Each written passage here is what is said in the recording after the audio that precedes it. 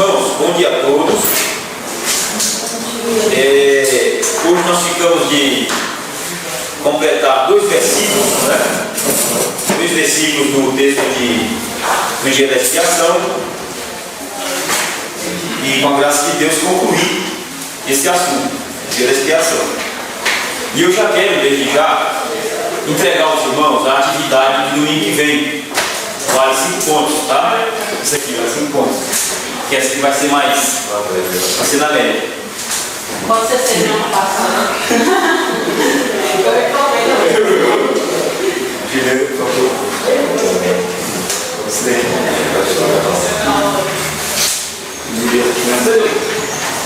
Essa é para domingo que vem. E eu estou deixando as outras aqui, ó. Alguém. Os irmãos vão observar que nessa daí eu não coloquei os versículos. Por que eu não coloquei os versículos? Eu estava pensando lá em casa, e nós temos algumas passagens assim, e principalmente essa das festas, nós já trabalhamos muitos princípios delas, então elas vão se repetir. Um exemplo. Os irmãos abrem aí, por favor, em Levítico 23. Abre aí, Levítico 23.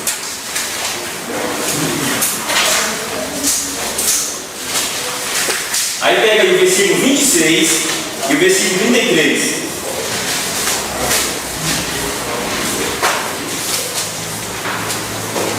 Qual é? Levítico 23. Aí você pega o 26 e o 33. São iguais? Não são? Nós já trabalhamos esse princípio. E disse mais o Senhor. Aí nós falamos da revelação de Deus, a revelação verbal dele, a revelação pessoal. Não falamos disso? Que o Deus da Bíblia é um Deus diferente de todos os outros deuses, porque é o Deus que fala, é o Deus que se revela. Não trabalhamos esse princípio.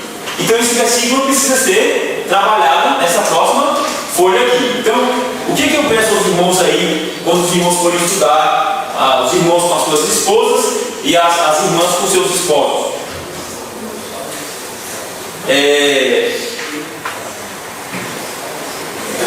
Leiam o texto e procurem retirar do texto os versículos chaves dele. Isso eu estou falando principalmente dos homens. Principalmente dos homens. É uma grande responsabilidade nossa. Leiam o texto com as esposas e pensem os versículos chaves. Aí nesse campo aqui que ficou em branco, ó, os irmãos vão escrever o versículo. E aqui os irmãos vão trabalhar os princípios. Quantos e a Lúcia estavam quando nós começamos a trabalhar essas coisas? Vocês entenderam, né? Mas entenderam como trabalha, né? Então tá bom. Então os irmãos, ao invés de trabalhar versículo por versículo, vão pincelar os principais do texto e vão trabalhar a interpretação, princípios espirituais, aplicação do Novo Testamento em Cristo e aplicação prática e oração. Tá certo assim? Então hoje eu quero começar com uma leitura. Eu quero começar com uma leitura em Hebreus e depois eu vou dar a oportunidade para cada irmão falar desses últimos versículos que nós vamos trabalhar aqui hoje, tá?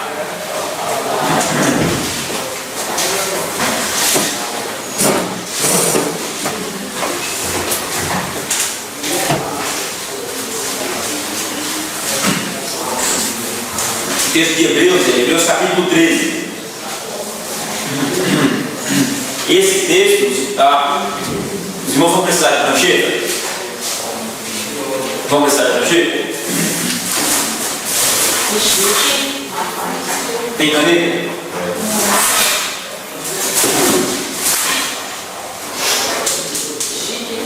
A prancheta tem que personalizar, mas a caneta não é personalizada.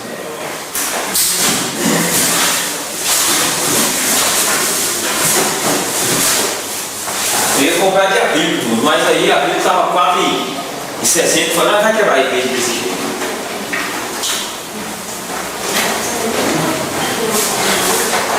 Alguém quer mais? Nem? Caneta? Caneta? O que é caneta?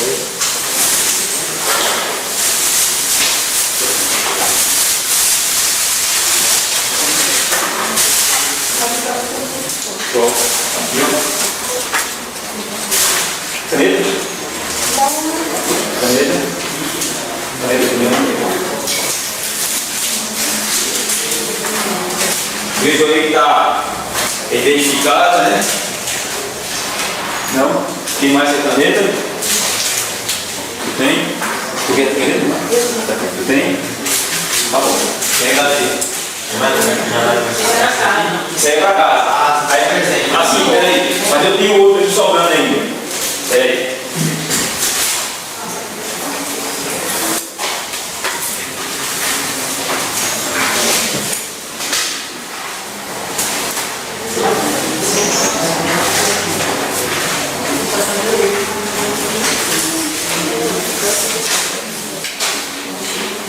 Aqui, ó, pela expiação. Sobrando. Tá. Quando a gente vai trabalhar a interpretação, alguém mais quer ouvir a expiação? Então nós vamos trabalhar os últimos versículos hoje, o 30 e o 31. Desculpa, o 32. Bom.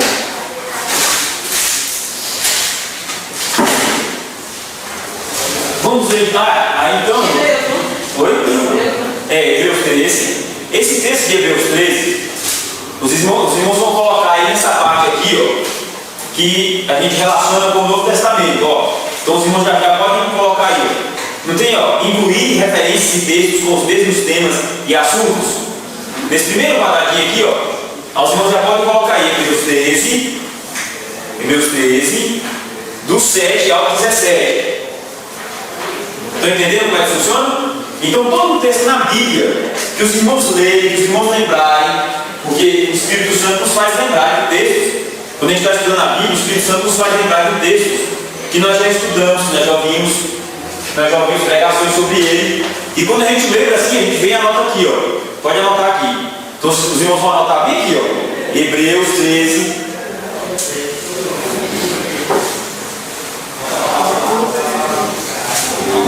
Do 7 ao 17. Os irmãos encontraram? Então vamos ler esse texto. Logo após, os irmãos vão. Quem trouxe a atividade de casa vai ler para nós aí o que trabalhou durante a semana, esses assuntos aí. Domingo passado nós não trabalhamos, porque foi bastante corrido, porque eu tinha que apressar um pouco aquela exposição da interpretação. E aí eu quero dizer aos irmãos que enquanto a gente está interpretando, igual domingo que vem, nós vamos começar a festa dos tabernáculos, né? Enquanto eu estiver apresentando, fazendo aquela interpretação, os irmãos já estão o quê? Fazendo anotações da interpretação. Porque aí depois, quando a gente for passar para os princípios espirituais, os irmãos vão sacar os princípios espirituais da interpretação, entendeu? É assim que funciona o estudo. Devagar a gente vai chegar lá. Posso ler o texto?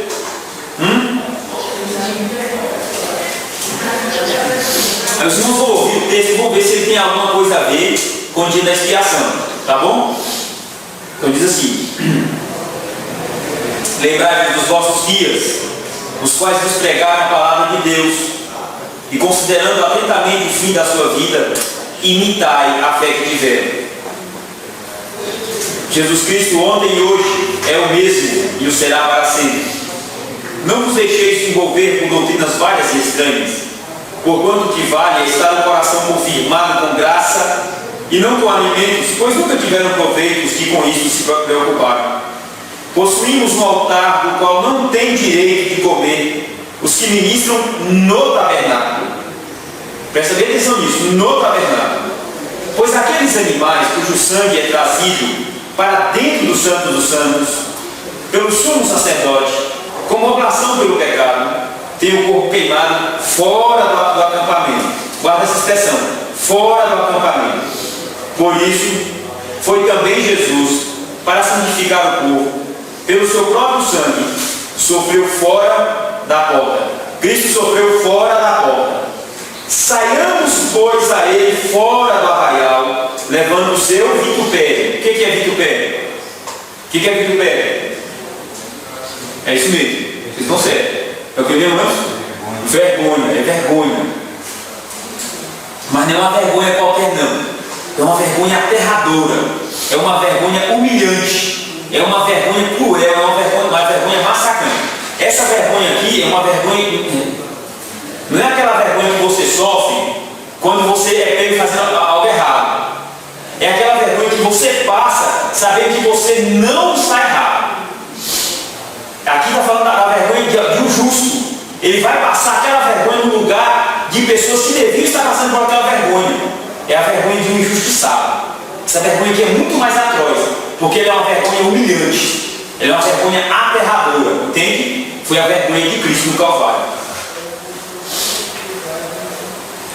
E diz: na verdade não temos aqui cidade permanente, mas buscamos a que há de vir, por meio de Jesus, pois ofereçamos a Deus sempre sacrifício de louvor, que é fruto de lábios que confessam o seu nome. Não negligencieis igualmente a prática do bem e a mútua cooperação, pois com tais sacrifícios Deus se compraz. Obedecei aos vossos guias e sede submissos para com eles, pois velam por vossa alma, como quem deve prestar contas, para que façam isso com alegria e não gemendo, porque isso não aproveita a vós outros. O texto parece assim meio truncado, né? Parece que ele está dizendo diversos assuntos, né, ao mesmo tempo. Mas os irmãos vão perceber que tudo aqui tem uma lógica. Os irmãos vão perceber isso. Os irmãos já perceberam que tem alguma aplicação no dia da expiação esse texto? Tem? Então vamos orar aqui. Deus, dá-nos graça nesta manhã para estudar a tua palavra. Mas estudá-la assim com humildade, desarmado, aberto, interessado. E que o teu Espírito Santo nos presida aqui nesta manhã, Senhor, porque nós somos fracos, limitados, pecadores, mas contamos com a tua graça e contamos, ó Deus, com a obra do teu Espírito Santo em cada coração aqui nesta manhã. Traz consolo, Senhor, traz paz, silencia os nossos corações de toda a correria do dia a dia, de toda a pressa, de toda a euforia, de toda a ansiedade, de toda a agonia. Isso faz sossegar, Senhor, nosso coração, faz sossegar a nossa alma diante de Ti. Nos faz sossegar, Senhor, como uma criança a mamar os bebês nos braços de sua mãe, como diz o salmista, Senhor. Nos dá essa graça, Senhor, de estarmos sossegados diante da Tua palavra, para ouvirmos e aprendermos um pouco mais. Dá-nos um conhecimento espiritual, Senhor, nesta manhã. Não um conhecimento que incha, que provoca discórdia, mas um conhecimento, Senhor, que provoca unidade, ao invés de provocar disputa. Dá-nos esta graça, Senhor. É o que nós te pedimos, com perdão dos nossos pecados. E te louvando por este grande privilégio de estar aqui mais uma vez. Muito obrigado, Senhor. O Senhor nos trouxe aqui com tanto amor, com tanta misericórdia, e continua a falar conosco a cada manhã. Isso é bênção, Senhor. E muito obrigado por este frio gostoso que faz, Senhor. Que maravilha, Senhor. Que bom é esse frio, Senhor. Isso é tão bom, Senhor. Nós te agradecemos nesta manhã. Em nome de Jesus Cristo. Amém e amém. Irmãos, guarda o texto então, segura o texto em Hebreus, e os irmãos trouxeram, quem trouxe aí a atividade, por favor, eu quero ouvir o que os irmãos trabalharam aí nestes versículos, esses últimos versículos do texto 31 e o 32. Vamos ler todos juntos? Quem trabalha esse texto aí, 31 e 32? Vamos ler todos juntos? Não fareis, vamos lá? Não fareis nele trabalho algum. Isso será estatuto perpétuo pelas vossas gerações, em todas as vossas habitações. Sábado de descanso será, e afligirei as vossas almas, desde a tardinha do dia 9 do mês até a outra tarde, guardareis o vosso sábado. Aqui na folha mesmo, ó, o texto da folha, certinho? O que os irmãos entenderam aí? Quem se habilita? Quem não fez também, quiser falar de cabeça, ouviu aí, entendeu? Antes, o que você entendeu aí? Isso aqui é a convocação e a exclusividade que Deus pede, a importância do dia da expiação. Muito bom, muito bom. E essa exclusividade aí, Deus pede por quê e para quem? Ele pede para Ele. Para Ele. Sim, quando Deus está pedindo exclusividade, o que Ele está querendo dizer para nós? Isso até é uma graça que Deus dá. Amém. Você não vai precisar comer o suor do seu rosto. Você já trabalhou para isso. Você já colheu para isso. Então, esse dia é exclusivo para mim. Você vai se alegrar em mim. É um dia que o seu pecado vai ser expiado. Muito bom. Então você pode fazer isso vou expiar meu pecado como se fosse uma coisa simples e depois vou fazer o que eu quero. Não. Isso é uma graça que Deus dá. Uma graça. E é um sábado de descanso, né? Como fala no 32. E aí nós Todo mundo tem descanso. E aí nós já estudamos esse sábado, os irmãos lembram? E esse não é aquele sábado que foi o sábado de ontem. Que sábado era esse? Era um sábado que Deus iria fazer o quê? Incluía em qualquer dia da semana que caísse esta festividade, que o judeu chama de sabatismo. Era um sábado de sabatismo. Era o próprio céu, era o sábado que Deus dizia assim: esse sábado vai cair na quarta-feira. Pronto. Então aquele dia que tinha que ser vivido com todo o rigor do sábado. Aquele dia que tinha que ser vivido com todo o cuidado do sábado próprio que Deus separou. Entendeu? Muito bom. O que mais? Não, celebrareis, né? Essa ideia de alegria, de festejar alguma coisa. De quê? E um festejo da perdão de pecado. Isso. E é um dia o quê? Essa palavra celebração também significa o quê? Que nós já estudamos, irmãos? Termina com dade. Solenidade. Era um dia solene. Era um dia específico. Era um dia tomado de gravidade. Era um dia tomado de temor e tremor. Então esse celebrar aqui é alguém que está diante de alguém todo-poderoso. Então é um dia solene, é um dia grave, um dia respeitado. Samuel, o que é que tem aí para nós?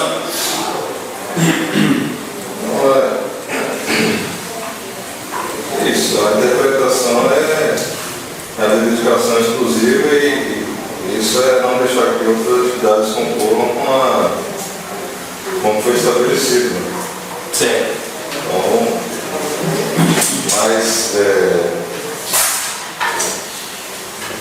falando em celebração, mas esse era um dia que é missão, né? Claro, muito bom. Não Muito bom. de alegria, mas era de sensibilizar o pecado sobre as. Versículo 32, daí o verbo que afligir, né? E isso muito bom. Era um dia todo tomado de tristeza e pesar. Como pode aqui, ó? Está aqui na partinha aqui, meio da expiação. Isso, aí está o PowerPoint aqui, isso aqui. Pode deixar essa primeira imagem aí. Essa primeira imagem aqui é isso aí.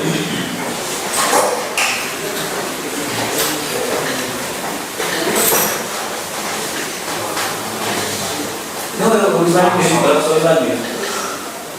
Isso. Pode abrir essa tela. Os irmãos observem ali, ó, que está vendo o povo na aquisição, ó, prostrado, né? Olha o povo aí prostrado, enquanto o sumo sacerdote faz a confissão de pecado. Então é um dia de tristeza, né? De agravar-se por causa do pecado. O que mais?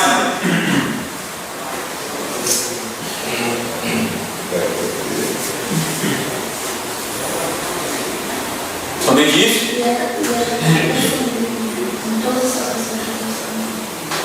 E era o quê? Era um dia para toda a família. E onde é que está fundamentado isso? Ele gosta da vocação. Qual versículo? 32. Então lê para nós aí. Não fareis nem trabalho algum, isso será estatuto perpétuo pelas vossas gerações em todas as nossas habitações. Então o pai poderia vir deixar o menino dormir? Não. A mãe poderia vir deixar o pai em casa? O marido poderia vir deixar a esposa em casa fazendo o almoço? Que princípio é esse? Que princípio é esse? No dia do Senhor se apresenta toda a habitação. Concorda com isso? Vocês concordam com isso? Deus, quando vê o ofertante, ele via também quem? A descendência dele. Deus, quando via o ofertante, ele dizia: estou vendo tua família. Ora, o princípio é o mesmo. Adão pecou, todos nós pecamos. Cristo morreu pelos pecadores, Cristo morreu na cruz, Cristo cumpriu a lei, todos salvos em Cristo, cumpriu a lei em Cristo, todos salvos em Cristo, satisfez a justiça de Deus. Amém? Esse é o princípio. Juliana, por favor. Sim. A gente colocou que os judeus deveriam sempre observar a ordem do sábado. Opa. E por que ele deveria guardar? Porque o sábado era um dia de descanso. Sim. Esse descanso aí, Juliana, é um descanso somente de parar as obras? Não. Que descanso é esse? De refletir também. Isso. É um descanso mais do que pro lado de fora. Não é isso? Deus mandava para lá, parar do lado de fora, mas do lado de dentro também tinha que estar parado. Se tinha descanso do lado de fora, tinha que ter descanso do lado de dentro. Concorda? Então não adianta o descanso do lado de fora, né? O que adianta eu ter feito o jantar ontem, arrumado as crianças tudo ontem, certinho, né? Aí chega aqui, mas eu estou aqui já.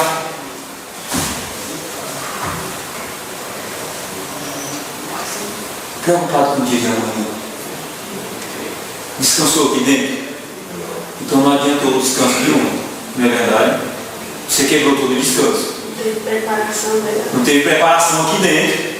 Se não tiver preparação aqui dentro, não vai ter descanso aqui fora. O inverso também é verdade. Se não teve descanso fora, aquele cuidado, mas ligado com esse descanso aqui dentro, no princípio quebra o outro.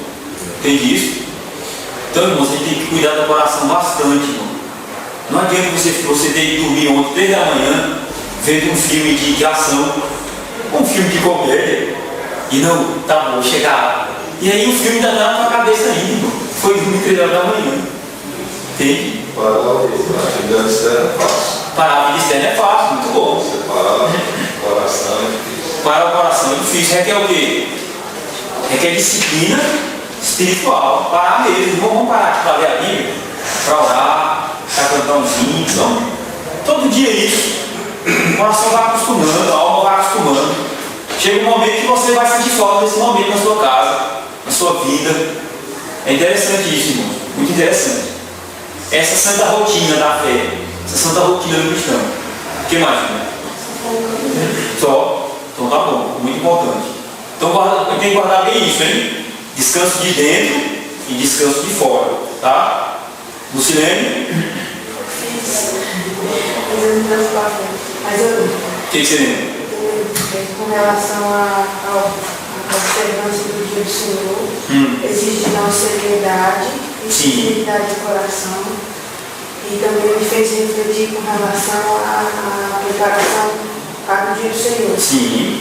E com relação às nossas ofertas, nós ofertamos muitas das vezes o pior de nós, Sim. no dia do Senhor, que nos faz lembrar do nosso pecado. Bom. Muito bom, muito bom. Ou seja, o que a gente está ofertando na casa de Deus, das nossas energias, da nossa disposição, né?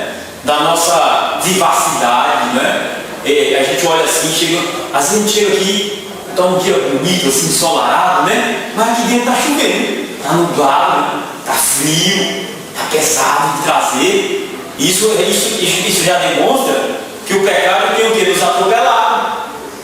E a gente chega aqui enfadado por causa dos nossos pecados, dos nossos atropelos, das nossas ansiedades, das nossas preocupações, das nossas correrias, das nossas inquietações, porque isso já demonstra que a nossa alma não está descansando em Deus, não está descansando em Deus. E nós estamos chegando aqui atropelados, aí chega cansado, mal-humorado, aí para cantar, e para levantar já é uma luta, né? Para levantar aqui, e para cantar, e aquela luta, não é? Então essa falta de energia aqui dentro para cantar, para se dispor a Deus, para servir a Deus com empolgação, isso já demonstra o que, irmãos, né? O cuidado que nós não temos tido com o pecado em nossas vidas. Essa atenção que nós devemos tomar. O pecado é muito sutil, irmãos. A gente acha que o pecado é só adulterar, roubar, mentir, né? E fofocar da vida alheia, né? Mas o pecado é muito sutil, muito sutil. Às vezes eu não fofoco, às vezes eu não roubo, mas às vezes eu sofro de um pecado chamado indolência, negligência. Aquele que sabe fazer o bem e não faz, está pecando, diz a palavra de Deus, né? Eu negligencio. E assim vai, uma série de pecados sutis. O pecado é muito sutil. Por isso que Deus preparava esse dia todo para a pessoa fazer esse autoexame, esse examine-se o homem a si mesmo, né? Esse examinar científico da alma, né? Esse examinar minucioso da alma, essa anatomia do coração tinha que ser feita e descobrir onde é que o pecado estava entranhado, onde é que ficou fermento nessa massa, né? Para que houvesse o quê? Uma consciência do mal que o pecado tem trazido na minha espiritualidade, tem trazido à minha família, tem trazido ao meu trabalho, tem trazido à minha conversa, tem trazido aos meus relacionamentos, certo? Mas o que mais diz? A consciência que nós devemos ter deve ser aflita Isso. por conta do que estamos ofertando na relação por causa do pecado. Com certeza. E devemos nos afligir porque somente isso pode nos libertar de Amém. enfermidades. Afligir, mas dentro da perspectiva do Novo Testamento, sabedor de que essa aflição deve acontecer na caminhada cristã, essa aflição por causa do pecado e da gravidade que o pecado é, e o é enquanto é mal, né? E essa aflição ela tem que ser levada aos pés da cruz, onde pelo sacrifício de Cristo toda a consciência é o quê? É tranquilizada, é sossegada, é pacificada pela obra de Cristo Jesus no Calvário. Ali tudo foi pago, correto? Mas essa aflição, essa tristeza pelo pecado e pela miséria do mundo deve tomar conta das nossas entranhas. Vocês lembram quando Cristo foi ressuscitar Lázaro? E quando ele viu aquela multidão ali, aquele alvoroço, e as irmãs de Lázaro dizendo: Jesus, se o Senhor tivesse chegado um pouquinho mais antes, ele não tinha morrido. E aí Jesus, diante daquele alvoroço todo, a Bíblia diz que ele o quê? O quê? Irmãos, o menor versículo da Bíblia. Jesus o quê? Jesus chorou. Ele chorou. E ele chorou, mas de comoção, por ver o que o pecado tinha trazido à humanidade. O que o pecado fez com os seres humanos? O mal que o pecado trouxe, a morte, a murmuração, a dor, a perda, a miséria. E Jesus o quê? Chorou. Este choro pelas misérias do mundo jamais deve apartar-se das nossas entranhas espirituais. Porque nós somos mais do que os demais conhecedores de que essa miséria que hoje nos rodeia, misérias de diversos escalões e misérias em todas as esferas, irmãos, que os irmãos imaginaram. Toda essa miséria foi causada pelo pecado. E isso deve nos levar a choro. Nós devemos chorar pelos pecadores. Devemos plantear pelos pecadores. Plantear por nossas misérias. Esse choro, irmãos, não deve se apartar da nossa caminhada. Sabe por quê? Porque se assim fizermos, nós estamos entendendo que o cristão tem sensibilidade na alma, sensibilidade divina, e que o pecado não nos perdeu na caminhada. Irmãos, olha, se nós não estivermos chorando e sentindo o peso deste mundo, como Cristo sentiu e chorou também quando viu o quê? O povo lá como ovelhas que não tinham pastores, não tinha pastor, não é? Aquilo ali por causa do pecado, o povo sem líder, o povo insubmisso, o povo sofrendo por causa do pecado, da miséria do pecado. Quando o apóstolo Tiago disse: chorai as vossas misérias, o profeta disse: rasgai os vossos corações e não as vossas vestes, né? Pranteai os vossos pecados. Então este choro deve nos acompanhar. Chorar pelos nossos pecados, pelas nossas misérias, pelos pecadores que estão indo para o inferno sem Deus e que nós não podemos participar do Evangelho da Igreja. Esse choro deve nos acompanhar. Agora chorar porque o Brasil perdeu a Copa do Mundo, gol da Alemanha. Não, esse choro não. Esse choro não tem valor nenhum.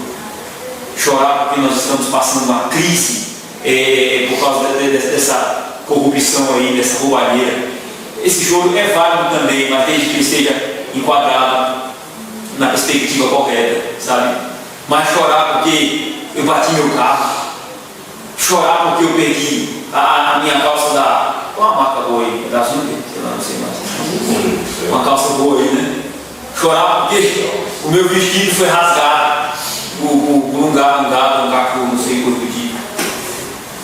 Irmãos, nós temos que chorar por coisas mais sérias que é o pecado em nossas vidas, certo? Nesse sentido da história, um pouco mais como no princípio, aqui, um dia datado certo. Foi enfaixado o dia do Senhor, mas em Cristo esse dia é extrapolado. Opa, não é domingo, não é um dia, vamos dizer assim, não deve ser comparado com o dia da expiação. Claro. A expiação em Cristo morreu uma vez na história, e no sentido de ser todo dia da expiação, porque o sangue de Cristo é eterno. Correto. Então, sem polarizar o dia do Senhor, Não, claro. eu não vejo esse dia na nossa visão do Novo Testamento da Graça como o dia do Senhor. Sim, Eu vejo como o dia do Senhor de Cristo. claro, não, claro, claro. Como a gente vai sacramentar o domingo, independente de qualquer dia, não, peraí. Domingo eu me aflijo, ou domingo ou um dia antes eu vou fazer uma. Não, o pecado ele é pontual, isso, o arrependimento, a aflição, não é Muito bom. polarização. Eu vou fazer esse contraste no dia domingo. Não, mas isso é eterno. Essa expiação dele foi ontem, é hoje mesmo que serve. O efeito da prolongada. Muito bom. E nós vamos ver isso. Vamos ver isso no texto de Hebreus que temos. Você vai ver essa aplicação aí. Ofereçais hoje, por meio de Cristo, pois oferecemos a Deus sempre. O quê? Sempre sacrifício de louvor. Isso. Não é? Mas aí depois, isso aí ele vai mostrar um outro lado do sacrifício que se vive. No próximo versículo aí. Não negligencieis igualmente a prática do bem A prática do quê? e a mútua cooperação. E a multa o quê? Pois com tais sacrifícios Deus comprai. Ai, muito bom. É essa a aplicação. Agora, os princípios do repouso, do parar, se aplicam ao dia do Senhor e a todos os dias da vida do cristão. Entende? Muito bom. Irmãos, alguém mais?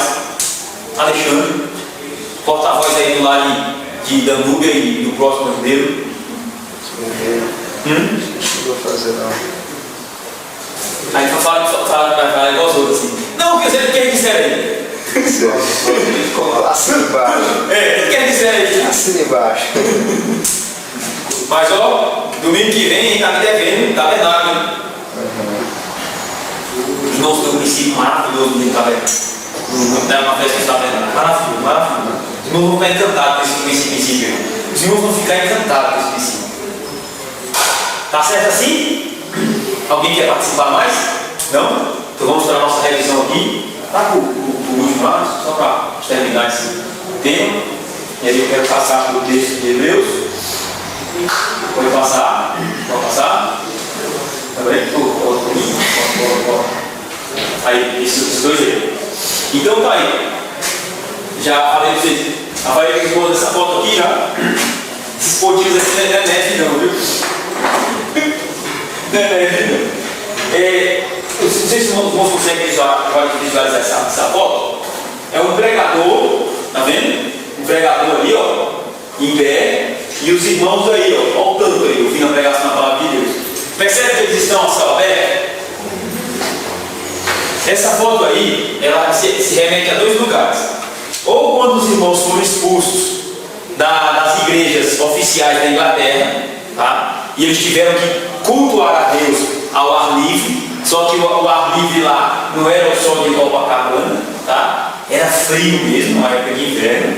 Ou essa foto aqui remete aos Pilgrim Fathers, os pais peregrinos, lá os primeiros irmãos que desembarcaram nos Estados Unidos do Novo Mundo, né? O então atual Estados Unidos da América. Esses irmãos desembarcaram lá e eles não tinham as igrejas ainda construídas, né? E eles cultuavam a Deus assim, ao ar livre. O cheiro aí tomando de conta e todo mundo lá apreensivo na pregação do pregador puritano. Irmãos, uma das gerações que mais deram, uma das gerações que mais deu atenção à pregação da palavra de Deus foram os puritanos. Eles percebem? Aí tem banco, aí tem assento, aí tem ar-condicionado. Nem precisava, né? Aí tem algum conforto desses irmãos? Não, né? Mas aí, irmãos, eles estão totalmente atentos à pregação da palavra de Deus. E hoje nós temos bons assentos, né? Não é lá essa coisa, mas é bom assento, chega a ser da Igreja Universal, mas ajuda, né? Eles escolheram um monte, não planície, né? Para melhor, né? O eco ali, a visualização, né? E a visualização também. Então, esses irmãos aqui, eles davam atenção a essa santa convocação de adorar a Deus e servir a Deus. E aí eu voltando aqui para o que o Maurício levantou, que é interessante, nós não podemos desembocar tudo no dia do Senhor, e essa santa convocação aí é para o dia do Senhor, mas também é para todo dia da semana, porque Deus convoca todo o lar, todo homem, toda a família, todo homem com a sua família, para elevar a voz a Ele em adoração e em oração de agradecimento, de intercessão pela igreja, de confissão de pecados. Todo homem aqui tem essa responsabilidade de convocar a sua esposa, de convocar os seus filhos para cultuarem a Deus nessa santa convocação. Correto? Isso é obrigação. E se faz durante toda a semana.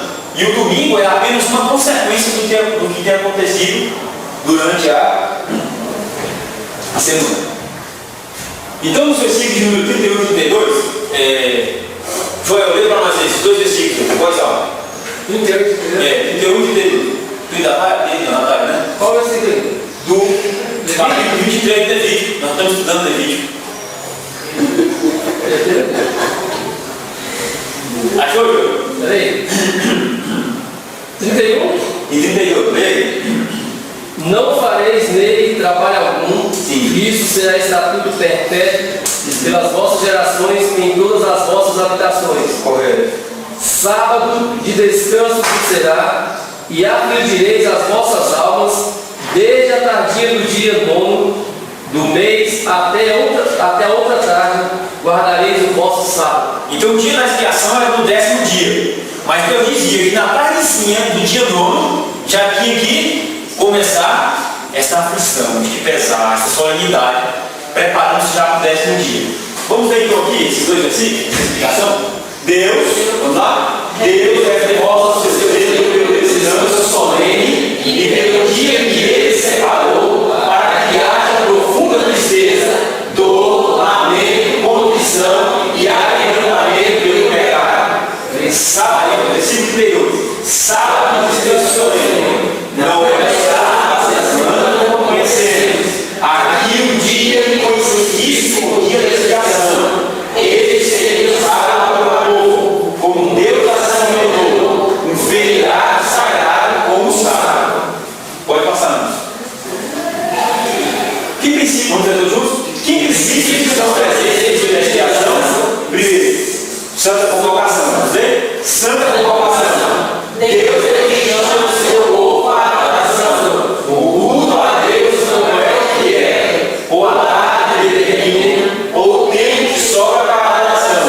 O culto a Deus é uma ordem que só começa quando estamos em obediência a Ele. Entenderam isso? Entenderam? Jogou na igreja. Teve tabu, município disposto, né? Todo mundo está com saúde, então foi lá na igreja hoje, acabou. É assim que tem que vir? É assim que Deus convoca? Ou é assim que nós temos que cultuar a Deus em nossas casas? Hoje aqui em casa as coisas não estão boas, né? Discuti um pouco com a minha esposa, não deu certo assim, né? Hoje não vou fazer culto não, é assim, é assim. Pede perdão para a esposa, né? A esposa pede perdão para você, né? E os dois vão fazer o culto a Deus naquele dia, né? Por quê? Porque é uma santa convocação. Isso está dizendo que não é a hora que eu quero, não é da forma que eu quero, não é no dia que eu achar bom. Veja que Deus fazia cair na segunda-feira, o dia da expiação. Essa segunda-feira vai ser um sábado, vai ter que ser vivido como um sábado. E eu quero que vocês comecem a viver esse dia na tarde do dia 9, como foi assim que Deus falou. Percebe, irmãos, que é como Deus exige e não como eu quero. Não é a minha vontade que está em jogo, não. É a soberania de Deus. Soberania de Deus.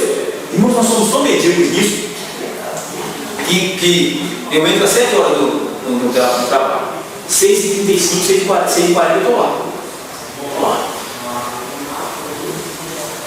Não, veio até reclamar que eu estava no ponto já até muito cedo. Sabe? E às vezes as coisas do Senhor, a gente deixa passar. Deixa passar batido, não é a Deus. De qualquer maneira. Fazendo igual o povo lá no profeta Malaquias. Não, a mesa do Senhor é desprezível. Leva qualquer coisa. A mesa do Senhor é desprezível. Leva qualquer coisa. Então a sua convocação é esse princípio. Que o culto a Deus não é o que eu quero, o que eu acho, o que eu tenho que fazer, o que eu tenho que levar, não. É o que Ele especificou. irmãos têm algo a comentar sobre isso? Alguém discorda? Pode ficar à vontade, se você discordar disso. Alguém não enxerga esses princípios aí dentro dessa palavra santa convocação? Alguém enxerga? Ou alguém não enxerga? Hã? Pode falar. Não, porque a gente às vezes não leva, não dá a dimensão devida aos termos, porque a gente pensa, a convocação se eu puder ir, ou quando eu quiser fazer, quando eu puder, é um mandamento. Então é imperativo, né? E como disse antes muito bem, não é só para o domingo. É todo dia que é dia de culto. É na minha casa, no local de serviço, vou cultuar a Deus. Correto? Sim. Igual a convocação lá com os exércitos, né? Sim. Convocou Quem aqui. comparecer, senão vai preso. Mas só que aqui Deus nos convoca para quê, irmãos? Para nos punir? Deus nos convoca para quê, irmãos? Para o nosso bem, né? Para o nosso próprio bem. Olha, irmãos, o tanto que o pecado nos atingiu. O pecado nos atingiu tanto que até para nós sermos beneficiados, Deus tem que nos trazer por ordem. Irmãos, a nossa rebeldia ficou tão terrível que até para Ele nos abençoar, Ele tem que nos trazer. Igual mãe Carminho pela orelha. Vocês já foram trazidos assim? É mãe trazer demais pela orelha. Vocês aí, menino? Ainda está no cascudo. E assim Deus tem que dar ordem até para nos abençoar, irmãos. Até para nos abençoar, Deus tem que estar dando ordem. Deus disse assim, vou ter que mandar, porque se eu não mandar, eles não vão se abençoar. Não é verdade, irmão? Está vendo o tanto que o nosso coração ficou ruim no pecado? Por isso que é uma santa convocação. Qual o outro princípio? Os irmãos acharam outro princípio? Aqui dentro acharam outro princípio que quer falar? Que escreveram ali, achou? Achou, Juliana? O Sinei achou outro princípio? A oferta, né? A oferta, diga aí a oferta. Se você não estiver bem com seu irmão, conserta depois, você Outro princípio, muito bom. Muito bom. Agora vamos afligir as nossas almas. Qual o outro princípio? Afligir as nossas almas. Deus nos indica para combater o pecado nas nossas vidas. O pecado não pode ser esquecido, deve ser atacado. Tiago 4, 8 ou 10. Alguém quer ler para nós? Alguém sabe ler esse texto? Tiago 4, 8 ou 10. Nós pregamos aqui. Olha que show maravilhoso.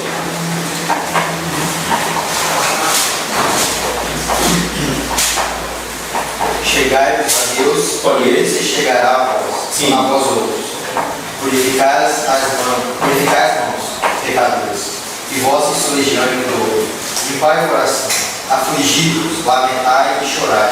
Converta-se o vosso riso em pranto e a vossa tristeza. Humilhai-vos na presença do Senhor, e Ele vos exaltará.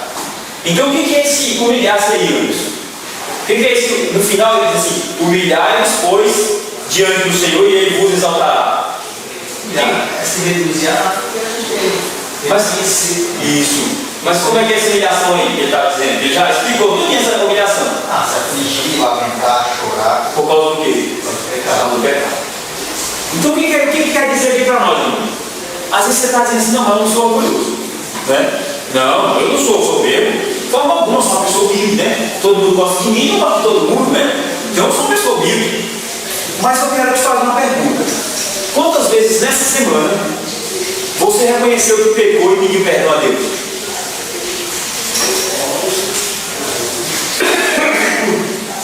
Lembrou de algum pecado? Lembrar de algum pecado que você... Mas eu pequei. Ouço, me perdoa. Vocês lembraram de algum pecado que você pediu perdão essa semana? A quantidade de vezes que nós nos damos conta que pecamos e pedimos perdão a Deus, nós estamos demonstrando o que diante de Deus? Nossa humilhação. E quanto mais eu passo na vida, que perfeito, né? Minha oração não tem uma confissão de pecado. Minha oração não lembra de nenhum pecado que eu fiz contra o próximo, contra mim mesmo, contra o lar, contra a esposa, contra o patrão, nada. Insensível, passa um dia todo sem cometer pecado. Né? E à noite, se orar, ele ora só agradecendo ali alguma coisa, mas não faz confissão de pecado. Então guarda bem isso. A não confissão de pecados em nossa vida demonstra total soberba e arrogância diante de Deus. É isso que o texto está dizendo? É isso que o texto está dizendo? E é isso que o texto está nos dizendo. Que nós, enquanto não nos quebrarmos diante de Deus, em confissões de pecado, sentimos esse pecado e o mal que Ele nos tem feito, nós não estamos vivendo uma vida de humildade diante de Deus. Aquele que não confessa os seus pecados diante de Deus e não os deixa, ele não vive uma vida de humildade diante do seu Deus. Humilhai-vos, pois, antes que diz aí, Humilhai-vos na presença do Senhor e Ele os exaltará. como é que Deus nos exalta? Nos dando o perdão e a justiça de Cristo, todos os dias que assim confessamos os nossos pecados aí. Então disso, continua o arrependimento e o quebrantamento.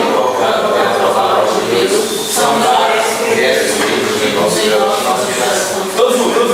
Vamos lá. O arrependimento, vamos lá. O arrependimento, provocados pela palavra de Deus, são gestos perdidos em nossa geração sem pecado.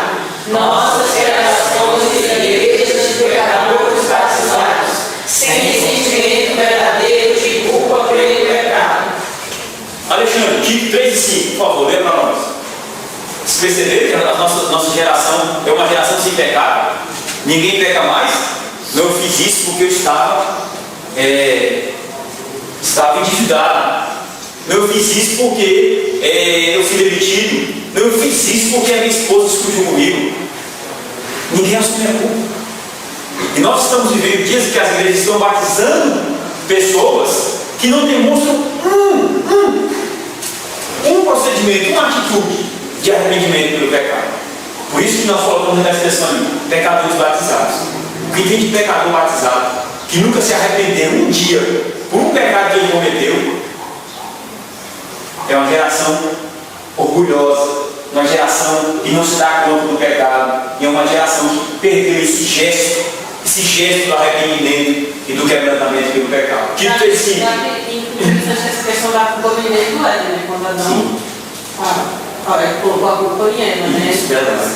Deus fez todos esses testes e aí todo mundo vai jogar nessa E culpa. na verdade ele nem culpou a Eva, né? Que ele culpou diretamente, culpou a Deus. Eu estava bem aqui, sempre estava vivendo bem, você colocou essa mulher no meu caminho. Se não fosse isso, né? Não é verdade? É verdade, irmão. Se você analisa a palavra de Deus com essa tranquilidade, com essa clareza, você vai ver que ele estava culpando Deus. Quer ver um outro exemplo? Caim fez o quê diante de Deus? O que Caim fez? Deus tinha visto que ele matou Abel, o sangue de Abel estava lá jorrando diante de Deus, clamando por justiça, né? Tanto o sangue de Abel quanto a descendência de Abel estava clamando por justiça.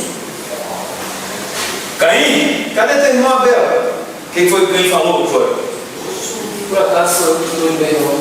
Sou eu o quê? Tutor. Sou eu o quê? Cuidador do meu irmão. Sou eu o quê? Responsável. Sou eu o quê? Babá dele. Então como é que Caim disse a Deus? Quem tem que cuidar de Caim era Deus, né? E não ele. Ele está demonstrando o quê? Orgulho, arrogância, egoísmo, né? Um ostracismo imenso dentro dele, né? Tito 3:5 aí. Volta no versículo 4, que tem um entendimento melhor. Por favor. Mas quando apareceu a benignidade e o amor de Deus, nosso Salvador, para com os homens, Amém. não pelas obras de justiça que houvéssemos feito, mas segundo a sua misericórdia, nos salvou pela lavagem da regeneração e da renovação do Espírito Santo. Amém. Então, Tito 3:5 diz que nós somos o quê? Lavados pelo quê? Regeneração e renovação. Regeneração e renovação de quem? Espírito Santo. Do Espírito Santo. Pela?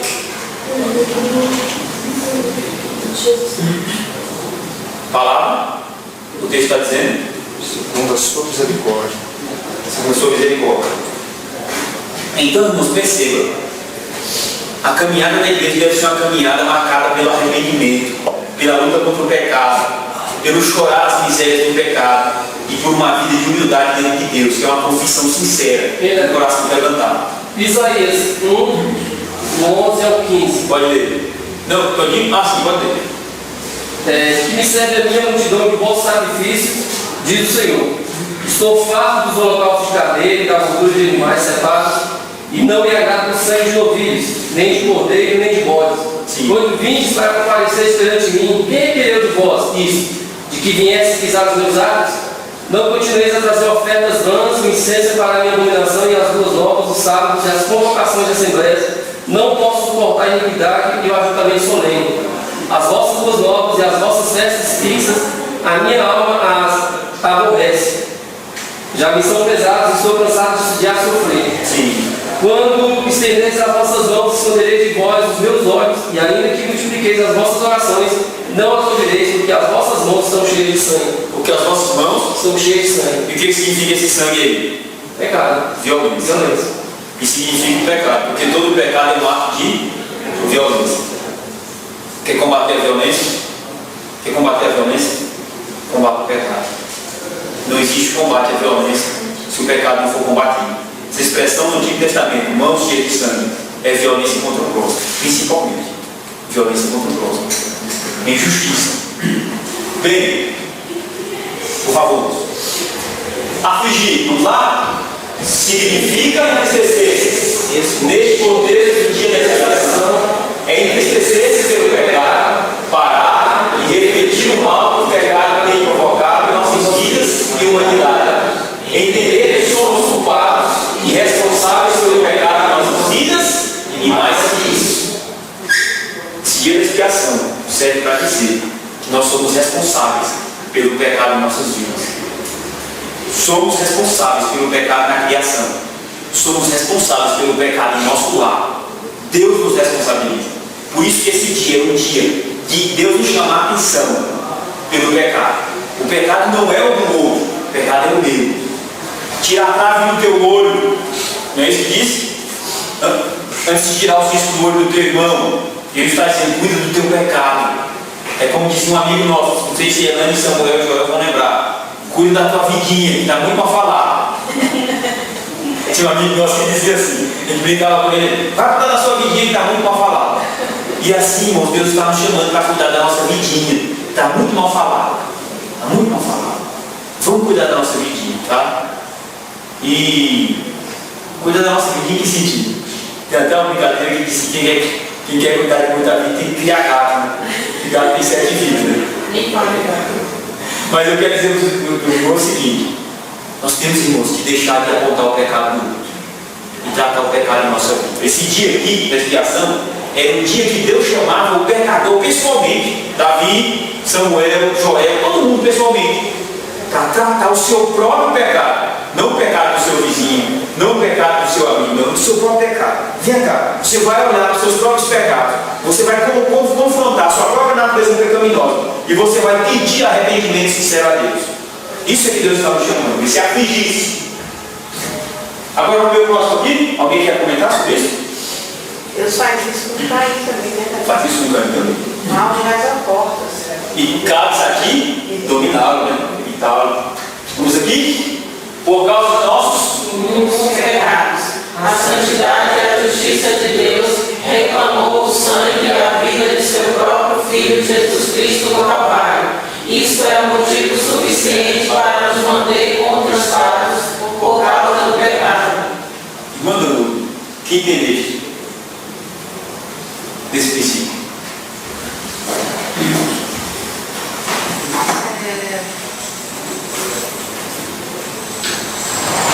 Que eu entendi, né?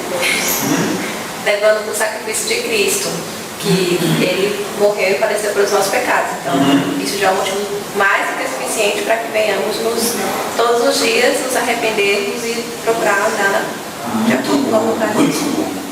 Muito bom. Nota 10. Se fosse um concurso, já estava passado. Entendeu? Então, esse é o princípio. O princípio maior, irmão, se eu tenho que me preocupar com o pecado, não é porque eu vou me ver um coitadinho, não. É porque esse pecado é meu, cobrou a vida santa e inocente de Cristo no Calvário. Porque por causa desse meu pecado, desses meus pecados imundos e miseráveis e perniciosos, Deus reclamou pela justiça dele e pela santidade dele a vida do próprio Filho dele, inocente, santo, perfeito, justo, maravilhoso, redentor, gracioso, misericordioso e amoroso. E esse Cristo agora vai levar sobre si os nossos pecados e vai ser deitado sobre uma madeira, depois vai ser erguido, vai ser atravessado por uma lança, vai ser humilhado atrozmente, cruelmente. E por causa disso eu vou me calar diante de Deus e não vou sofrer os meus pecados, pesar as minhas misérias e não confessar os meus pecados? Aí é que eu tenho que confessar esses pecados. Então esse é o motivo maior. Muito bom, muito bom. Bora afligir a vossa alma. Vamos lá?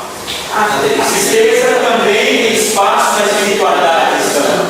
Mas a tristeza faz a pausinha. A gente tem que ler respirando, né?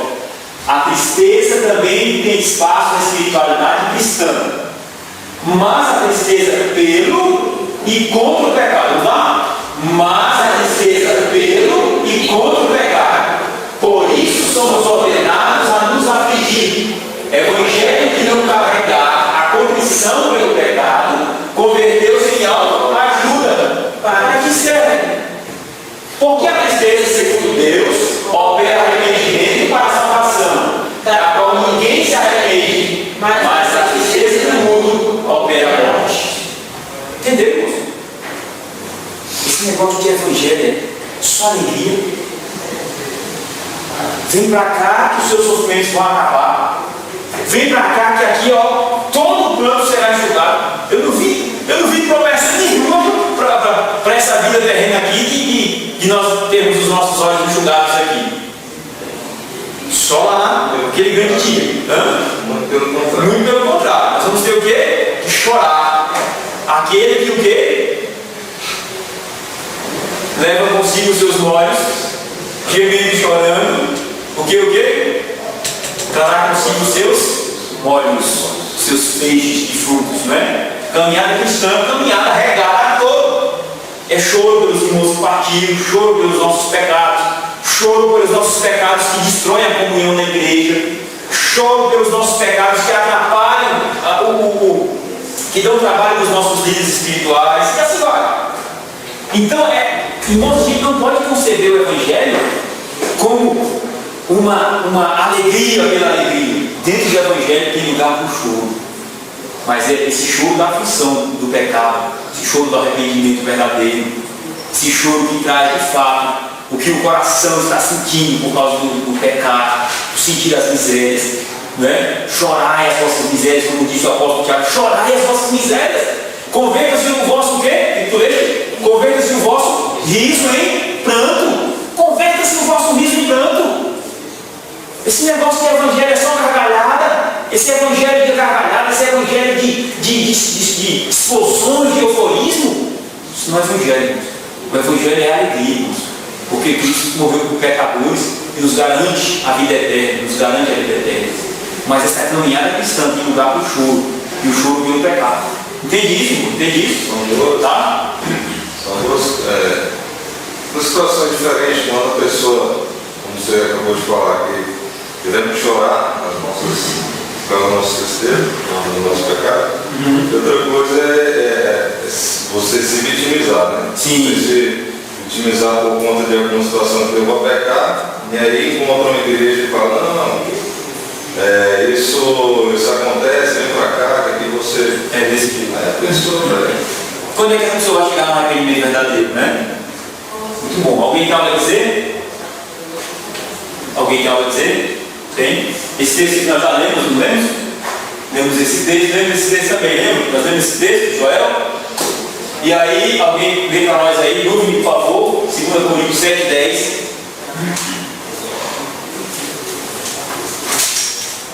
Então hoje, irmãos, nós temos muito o pessoal falando que o evangelho é autoajuda, sabe? O evangelho é autoajuda, que não tem arrependimento do pecado, que ninguém vai ser confrontado lá pelo pecado que ele comete, ninguém vai ser confrontado. Não, você está assim é porque o Espírito já manjou. Não, você está assim é porque você precisa conhecer um dos nossos psicólogos aqui na igreja. Não, você está assim por causa do pecado, você precisa conhecer o evangelho. E tem poucos pastores hoje com essa coragem de dizer, você está assim por causa do seu pecado. O problema maior da sua vida, de todo ser humano, é cuidar do pecado. Uma vez perguntaram a Gilbert Keith Chester, e um católico, um cristão católico, perguntaram a ele, Chesterton, o que é que está errado com o mundo? O que é que ele disse? O que ele disse? Jesus, por que está errado com o mundo, Jesus? E ele disse: eu mesmo. Eu mesmo. O que está errado com o mundo? Eu. Aqui. Será que nós chegamos a essa consciência? O que está errado com o mundo? Eu mesmo. Essa é uma aplicação prática de vida de expiação. Eu. É o que está de errado no mundo. Precisa ser consertado. Que terapias não vão consertar. Remédios também não. Vamos dar os paliativos. Mas o Evangelho, quando aplicado na alma pelo Espírito Santo, ele provoca uma regeneração verdadeira.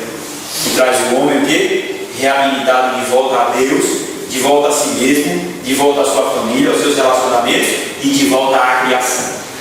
E totalmente projetado para Deus. Projetado para Deus. Correto? A tristeza, segundo Deus, não produz remorso, mas sim um arrependimento que leva à salvação. E a tristeza, segundo o mundo, produz morte. Viu a diferença da tristeza? Em primeiro lugar, nós temos que entender que existe lugar para a tristeza na caminhada cristã. O apóstolo Paulo está dizendo o quê? Que há uma tristeza segundo Deus, há uma tristeza conforme Deus, há uma tristeza que Deus colocou nos planos dele para o quê? Conversão de pecadores. Aí essa tristeza aí é um arrependimento sincero, um coração contrito e quebrantado, o qual o Senhor não rejeitará. Não é isso que ele está dizendo aí? E ela não provoca o quê? Remorso. Mas ela provoca o quê? Um arrependimento que leva à salvação. Que leva o quê? A salvação. E a tristeza segundo o mundo? Produz remorso. Produz o quê? A morte. Você sabe por que a tristeza segundo o mundo produz remorso? Porque a tristeza segundo o mundo é essa aqui, ó. Acontece a quebra da bolsa de valores e eu tenho não sei quantos bilhões de ações. Fiquei pobre da noite do dia, com um padrão de vida altíssimo, fiquei pobre da noite do dia. O que o camarada vai fazer? Cai numa depressão profunda e se mata. Porque tudo na vida dele está fundamentado em bens, nessa existência. E assim, eu estou falando de um exemplo muito alto. Mas uma pessoa que projeta a vida toda em prol de um filho, ou de um marido, ou de um carro, ou de uma carreira, ou de um status na sociedade, seja o que for. Seja do que você for escravo. Se isso, meu irmão, sumir a vida dessa pessoa, ela vai entrar em depressão profunda. E isso vai levá-la ao quê? À morte. Agora, quem está segundo Deus, a tristeza profunda que ela sente é por um objetivo correto, que é o quê? É pelo pecado. E ele sabe que esse pecado tem solução porque Cristo pagou na cruz. Então ele tem esperança de quê? De perdão, de salvação, de certeza, de graça que vai reabilitá-lo novamente. Davi não se entristeceu pesadamente por causa do seu pecado. E o que é que ele disse? Devolve o quê? A alegria da tua salvação. E o quê? Não retire de mim o teu espírito. Não é verdade? Mas depois o que ele fez? Alegrou-se em Deus, por Deus ter dado perdão ao pecado dele, aos pecados dele, né? Correto? Muito bom. Então, acabou. Vamos agora só para o texto aqui, rapidamente, texto de Hebreus. Pega o texto de Hebreus, capítulo 13, eu vou ler, irmãos, apenas do 13 até o 17. Desculpa, do 11 até o 17. Então diz assim, ó, são 11 e 15, 16. São assim, diz assim, ó, por isso, 11. Pois aqueles animais cujo sangue é trazido para dentro do Santo dos Santos pelo sumo sacerdote, como oblação pelo pecado, tem o corpo queimado fora do acampamento. Isso aqui aconteceu no dia da expiação. A novilha, que era morta, o sacerdote recolhia o sangue.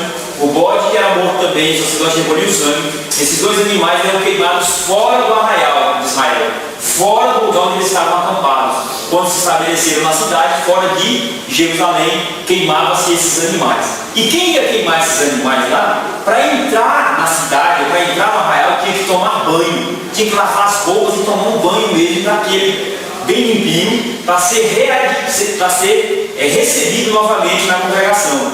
Porque isso estava ensinando o quê? que aqueles animais morreram por causa do pecado. Então eles levaram sobre si os pecados do povo. E o pecado contamina. O pecado contamina, irmãos. O pecado que eu cometo vai contaminar minha esposa, em diversos aspectos. O pecado que eu cometo contamina meus filhos, contamina minha família, contamina a comunidade, contamina a sociedade. E a Bíblia está nos ensinando que o pecado contamina. Por isso aquelas pessoas, tanto que levavam o bode, que agora, quanto que queimavam o animal fora do arraial, tinham que banhar-se antes de entrar para o meio da comunidade. Também esse dia era morto um animal para santificar até os instrumentos do templo. Porque o sacrifício que era trazido ali, o povo que ali chegava, contaminava até o templo. O sacerdote tinha que sacrificar uma novilha por ele e pela família dele. Estava dizendo que o pecado havia contaminado até o sacerdote, que foi separado por Deus para as coisas espirituais. O pecado havia contaminado. Deus está dizendo que o pecado contaminou a todos. E que o pecado é altamente contaminoso e contagiante. O pecado. E aqui dizia o seguinte, por isso, a Série diz, pois aqueles animais cujo sangue é trazido para dentro do Santo dos Santos, pelo sumo sacerdote, como oblação pelo pecado, como oferta pelo pecado, tem o corpo queimado fora do acampamento. Aí, versículo 12, ele faz uma aplicação em Cristo. Por isso, foi que também Jesus, para santificar o povo, pelo seu próprio sangue, sofreu fora da porta. Então, esses animais que eram queimados lá fora, estavam representando quem? Cristo, que ia ser o quê? Afligido pela ira de Deus, pela justiça de Deus, lá na cruz do Calvário, fora de Jerusalém, lá no Gólgota. E aí ele diz no versículo 13: saiamos, olha o verbo aí, é um imperativo, não é um convite não. Saiamos, pois, a ele, fora do arraial, levando o seu vitupério, levando a sua vergonha. Por isso, na verdade, não temos aqui cidade permanente, mas buscamos a que há de vir, por meio de Jesus, pois ofereçamos a Deus sempre sacrifício de louvor, que é o fruto de lábios que confessam o seu nome. Aí o versículo 16: não negligencieis igualmente a prática do bem e a mútua cooperação, pois com tais sacrifícios Deus se compraz. O que o escritor de Deus está dizendo? Em rápidas palavras, ele está dizendo o seguinte: primeiro, ele está escrevendo a um grupo de irmãos judeus, a um grupo de irmãos hebreus. Só que eu quero que os irmãos prestem atenção em duas coisas aqui. O hebreu, veja que o termo aqui é carta aos hebreus, não é carta aos judeus. Tem diferença? Tem diferença? Quem acha que tem diferença? Por que colocaram carta aos hebreus e não carta aos judeus? Porque carta aos hebreus, essa palavra hebreu, significa andarilho, peregrino, forasteiro, andante. Hebreu, a palavra hebreu significa essa dinâmica da fé. Lembra de Abraão? Abraão, pai dos hebreus? Abraão, pai dos hebreus. Deus o chamou para quê? Para que ele saísse. Não foi? Sai do quê? Da tua terra, do meio da tua parentela, e vai para a terra que eu te mostrarei. Então toda a espiritualidade do hebreu está nessa chamada de Abraão, que é sair, que é não ficar. E os hebreus aqui, a carta aos hebreus está sendo escrita para alguns irmãos hebreus que haviam saído do judaísmo, e a palavra judeu, irmãos, ela vai ser cunhada da tribo de Judá, quando os judeus já estão fixos. Quando os judeus já estão fixos na sua terra. Não é verdade, Alexandre? Os judeus já estão fixos. Já tem reis, já tem cidades, né? Já tem rua, já tem política, já tem uma sociedade formada. Então o judeu é alguém que fica. É alguém que já está estabelecido. Mas quando a carta é aos hebreus, é alguém que foi chamado para sair. Então veja que os termos aí é: saiamos a ele lá no fora do arraial. Nós temos que partir para uma cidade que é o quê? Que nos foi o quê? Prometida. Então a expressão aí é sair. Por isso que é hebreu. É o andante, é o peregrino com Deus, é alguém que não fica. E esses irmãos hebreus que foram convertidos pelo Evangelho, eles eram judeus outrora, vieram do judaísmo, mas muitos deles aqui estão querendo voltar para o judaísmo, estão querendo ficar no judaísmo. E aí estão: não, esse negócio de Evangelho, acho que foi uma empolgação, a gente vai voltar para o judaísmo mesmo. Por que eles estão querendo voltar? Por causa das perseguições que estão sofrendo também. Não, é o judaísmo que é verdadeiro. Então, o evangelho, é bonita essa história aí de um Galileu, de um Nazareno que morreu, mas, sabe, ele está sendo perseguido demais, a gente vai voltar para o judaísmo, não é mais cômodo, nós crescemos no judaísmo, então vamos ficar lá no judaísmo. Não é? E é nesse momento, irmãos, que o escritor aos Hebreus está dizendo assim: não, vocês são hebreus, vocês podem ser até judeus, mas a alma de vocês é hebreia, é a alma de peregrino, é a alma de alguém que sai, que foi chamado para sair, é a alma de alguém que foi desengranhado de um contexto judaizante. Deus está chamando vocês para saírem da religião e irem para o evangelho, essa dinâmica de andar e andar atrás desse Galileu, que também é hebreu. Percebe, irmãos, essa dinâmica, percebe? Vocês estão percebendo esse princípio espiritual? Estão percebendo? O porquê que não foi carta aos judeus e sim carta aos hebreus? Agora, irmãos, preste atenção também. Esses irmãos aqui estavam querendo ficar no judaísmo, se acomodar lá. Por que estavam querendo se acomodar lá? Para não sofrer o vitupério, para não sofrer a vergonha. Poxa, mas eram judeus, nós estamos zombando da gente, estão perseguindo a gente. Vamos voltar para o judaísmo. Lá a gente vai ser aplaudido, a gente tem que voltar. E aí o escritor de Deus está dizendo assim: não, saiam até ele, até Cristo, que foi morto fora do arraial, carregando toda a vergonha, todo o vitupério. Vão atrás dele, sofrer a mesma vergonha dele, sofrer o mesmo vitupério dele. Sabe o que Deus está ensinando para nós? Que essa chamada espiritual dele, irmãos, é uma chamada para viver o evangelho debaixo do céu e dos céus abertos. Que nessa espiritualidade do hebreu não existe brincadeira de que esconde. Que nessa caminhada com Deus, irmãos, não existe esse negócio de privacidade, não. É tudo ao céu aberto. Tu conheces o teu irmão como ele te conhece. Ninguém aqui tem que esconder nada de ninguém, não. Que as minhas fraquezas vocês devem conhecer, e eu conhecer as fraquezas dos irmãos, e nós orarmos uns pelos outros e andarmos na caminhada cristã em humildade, orando uns pelos outros, e suportando uns aos outros, e melhorando uns aos outros, e edificando uns aos outros. Essa caminhada do hebreu é uma caminhada em tendas. Eu já estou antecipando a hora que vem. É uma caminhada debaixo de tenda. Que proteção tem, irmãos, que vive em tenda? Vocês estão achando que Deus chamou Abraão de graça? Deus chamou Abraão para forjar nele uma espiritualidade que lá no Novo Testamento iria ser aplicada na vida de cada um de nós. É chamada para andar debaixo do céu de Deus. Não é chamada para viver defendendo o nome de igreja. Não é chamada para ficar defendendo batista, para ficar defendendo anglicano, para ficar defendendo luteranismo, ficar defendendo teologia sistemática, não. É uma chamada, irmãos, para ir para fora de qualquer concepção religiosa, para fora de qualquer concepção limitadora do Evangelho.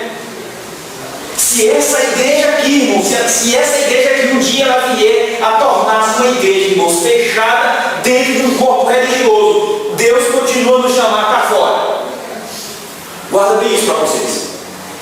Se essa igreja aqui um dia se tornar um sistema religioso fechado e não se viver mais o Evangelho dentro dela, Deus está nos chamando a caminhar para fora. Vamos fundar outra igreja. A caminhada, irmãos, que Deus está propondo os irmãos de Deus, é essa mesma caminhada para nós. E que tem tudo a ver com o dia da expiação. O animal que era levado para fora do arraial, para sofrer, irmãos, lá fora do arraial. Deus está nos chamando para sofrer com Cristo. Esse vitupério e essa vergonha. E o que é ser chamado para acompanhar Cristo fora do arraial? É sofrer a vergonha. Mas como é que vai acontecer isso?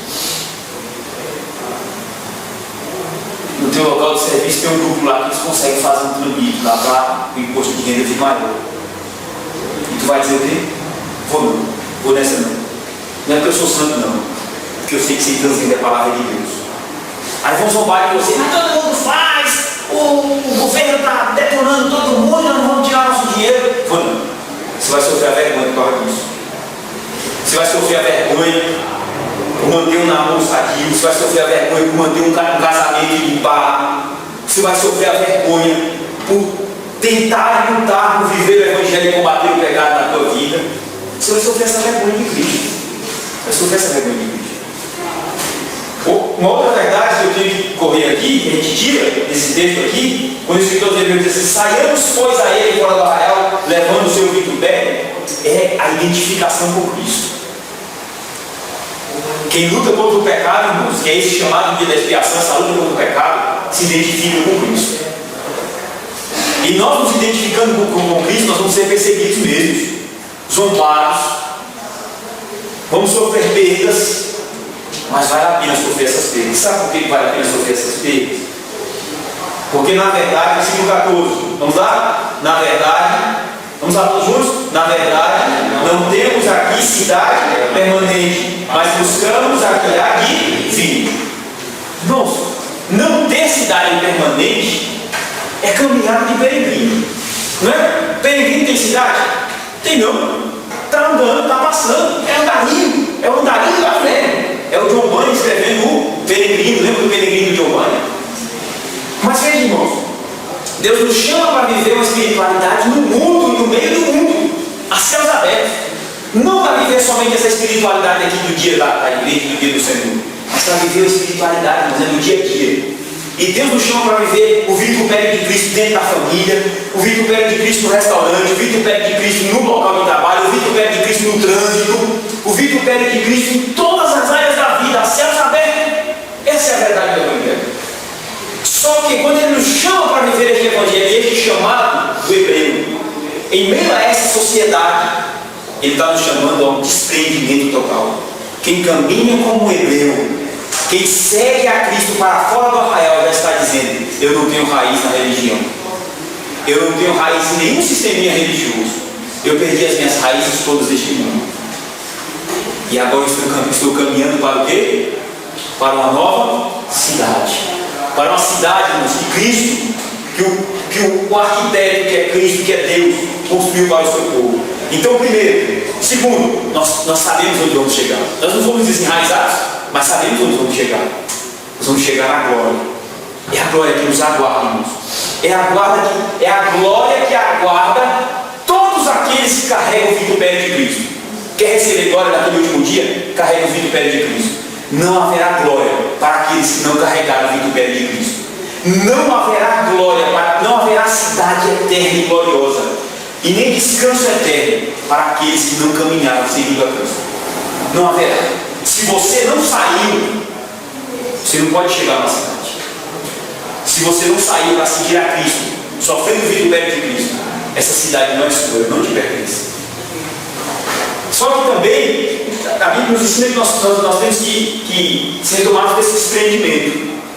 Saiamos e uma cidade nos espera. Mas ele está dizendo: nada aqui desse mundo nos pertence. Nada. Nem a nossa própria vida nos pertence. Nem a nossa própria vida. Esposa não nos pertence, maridos não nos pertence, filhos não nos pertence, casa não nos pertence, carro não nos pertence, dinheiro não nos pertence, nada desse mundo nos pertence e nós não somos pertencidos por Ele. Vocês entendem isso, irmão? Saiamos, pois, a Ele, é desprendimento. Um peregrino tem alguma coisa? Peregrino tem alguma coisa nesse mundo? O que é que nos tem segurado então nesse mundo? É o meu emprego? O meu econômico? É um cartão de crédito? É uma mansão? O que é que tem me segurado nesse mundo? Se alguma coisa tem segurado no meu coração aqui nesse mundo, eu ainda não saí para fora do arraial para seguir a Cristo e sofrer o vitupério dele.